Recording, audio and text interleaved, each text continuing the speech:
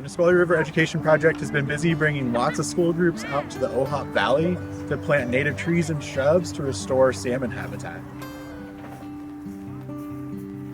We have planted about 2,000 trees so far, and there's still a couple hundred to go.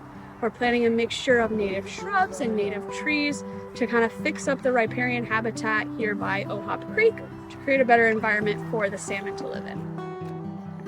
We're about at the end of our season. We've had quite a few schools out, and it's been really exciting to get to know a bunch of different kids from a bunch of different backgrounds and being able to teach them about why it's so important, not just to plant trees, but to have a healthy riparian area.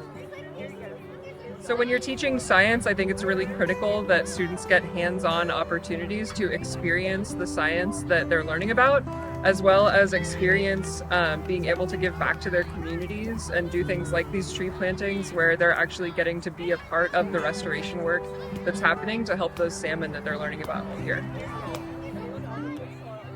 I think that outdoor education is important because it can take concepts that you've been learning about in the classroom and make them kind of come to life in front of you in a way that just classroom learning can't. And so students can see if they've been talking about habitat or biodiversity or restoration or what an endangered species is, they can learn about it in the classroom, but then they can see it kind of come to life in front of them, and then they can participate in helping to make the earth a better place.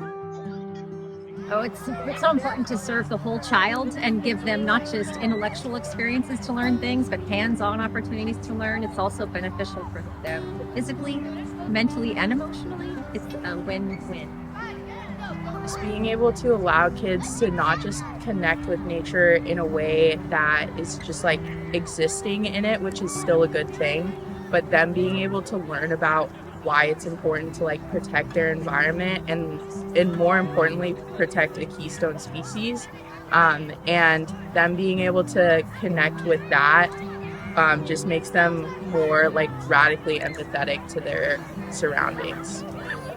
Tree planting is the best. It's the most direct way that kids can immediately get out, make a difference, and know exactly why what they're doing helps.